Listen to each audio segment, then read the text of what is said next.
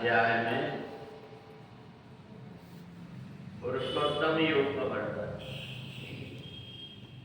ममैवांशो जीवलोके जीवो भूता सनातन मनः षष्ठानि इंद्रियाणि प्रकृति स्थानि कर्तव्य। अर्जुन ने भगवान से पूछा, ये जीवात्मा जब आपका ही अंश है तो इसके अंदर में इतनी प्रकार की सोच अच्छी और बुरी क्यों हो जाती है? एक व्यक्ति अच्छी सोच रखता है, अच्छे काम करने की होता है, और दूसरा व्यक्ति हमेशा बुरा ही सोचते रहता है। इसको कैसे परेशान करना है, कैसे दुखी करना है, ये ऐसा क्यों हो जाता है? भगवान कहते हैं कि पहले जन्म में जो कुछ व्यक्ति का स्वभाव रहा, मृत्यु के समय इन इंद्रियों के जो कुछ भी आचार विचार रहे, इनको मन अपने अंदर समेट लेता है, और मन अपने अंदर समेट लेता है, और जब जन्म लेता है तो जैसे कोई व्यक्ति स्वप्न देखता है, उसी प्रकार से इसका जो मन है, इसको पहले जन्म में जिस प्रकार के कर्म थे उस प्रकार की आदतों में लगा देता है।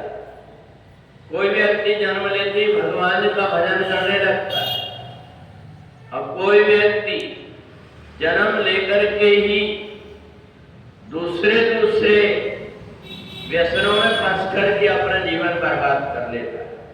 इसलिए मनुष्य शरीर सबको मिला, परंतु एक व्यक्ति को पहले जन्म के अच्छे कर्म मिल गए तो वह अच्छे कर्म की तरफ लग गया, और जैसे उसने अच्छा कर्म किया तो एक एक चीजें उसके पहले जन्म की उसके सामने पुण्य के रूप में आते जाती, और वो उसमें आगे बढ़ते जाता है। उसको ये पता लगता है कि हम अगर इस शरीर के द्वारा जितनी सेवा का कार्य करेंगे उतने हमारे शरीर से पाप दूर हो जाएगा, और इसलिए सबसे सेवक धर्म कठोरा। भगवान कहते हैं सेवा से बढ़कर के और कोई धर्म नहीं है। इसलिए जब व्यक्ति के अंदर लग जाता तो धीरे धीरे उसके पाप नष्ट हो करके और उसकी बुद्धि पवित्र हो जाती है, और वही व्यक्ति पुरुषोत्तम बन जाता है। मनुष्य शरीर में रहता कर हर कोई देख करके उसकी बड़ाई करता है, ये व्यक्ति बड़ा सज्जन है, दूसरों के साथ जब कभी बात करता है बड़ी मीठी माटी बोलता है, दूसरों को कष्ट ना हो इसका पूरा पूरा ध्यान रखता है।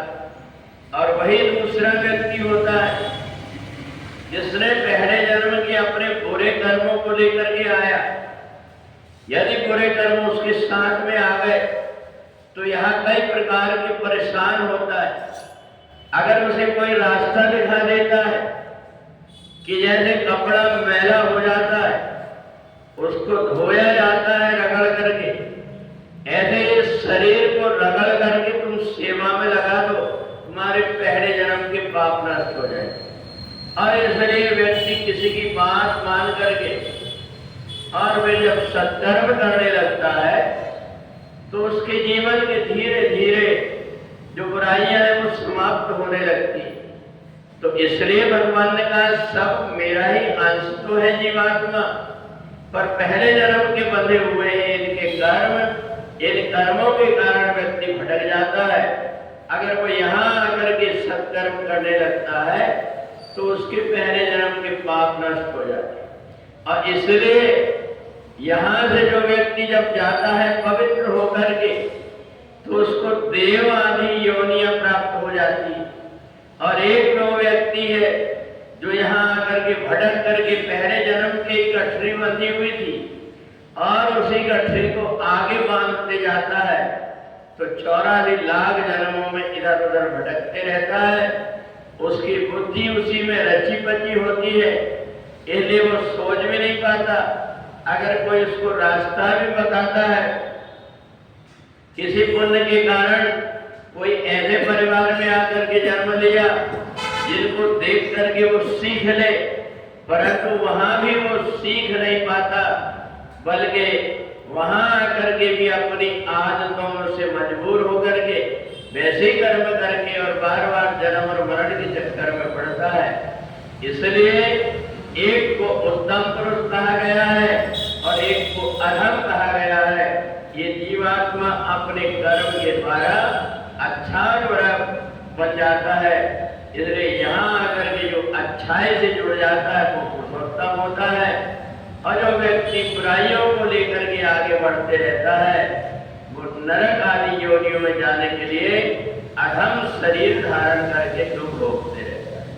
बोले वृंदावन बिहारी लाल